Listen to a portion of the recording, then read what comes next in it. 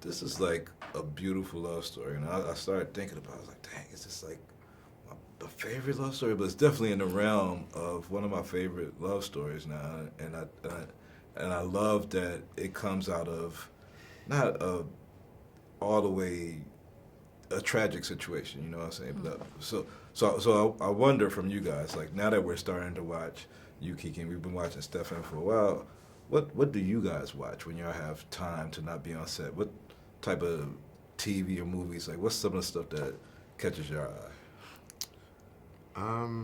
I mean, you know, I just finished Ozark season 2. Yeah.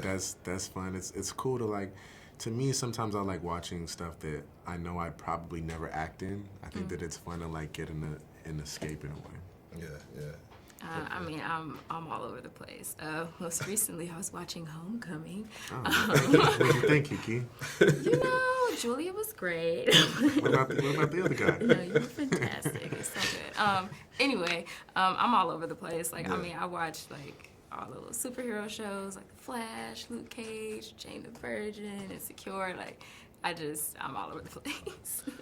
So I wonder how did y'all develop your relationship that came out on the screen? Like, what was the conversations and things like before y'all got to shooting, to where y'all could have that bond and make it so believable that you guys had it? Because you could feel the love from the other side of the screen. You know? There were no conversations. Right.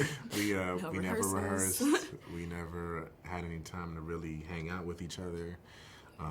You know, I guess like we just sort of both accepted the responsibility and the weight of Baldwin and these words that we were gonna have to live with for the next, you know, 2 months. And you know, credit to Kiki and I think everybody else in the cast, and sort of just realizing the importance of these words and the messages and coming at it from a place of love. I think that everyone attacked this material from a place of love.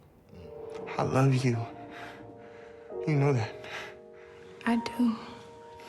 And I understand what you're going through. Because I'm with you.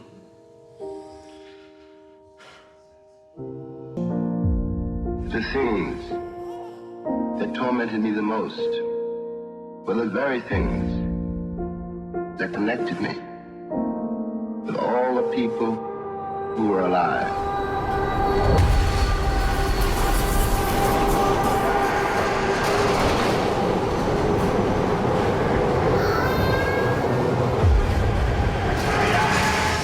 And it speaks a lot.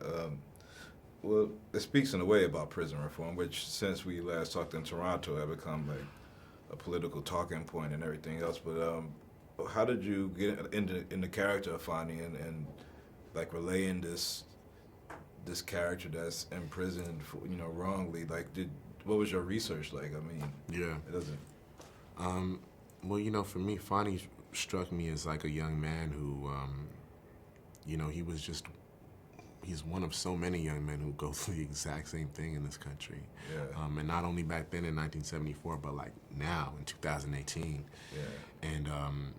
And it's interesting because I've never really seen those stories told. In fact, my first sort of experience receiving a story like that was Khalif Browder, and to hear about sort of this young man who had found himself robbed of his innocence, 16 years old, robbed of the rest of his life, really, because, you know, even if you plead guilty to sort of like get yourself out of these situations, this really follows you for the rest of your life. And for me, you never get to hear about the humanity of these young men and you know, their families, their lovers, in this case, their soulmates, and you know, unborn children that may be in the mix, or children. And you know, for me, it just was like, I have a chance to speak for so many voiceless young men across this country who are experiencing the same sort of ordeal. And lastly, Kiki, you've just been on a big stage lately. I just want to say congratulations. That's your first project, and I love seeing you guys do work, and I can't wait to see y'all do some more work. So Thank you, man. congrats. Thank you. Appreciate you. Take care. All right. Good seeing you again.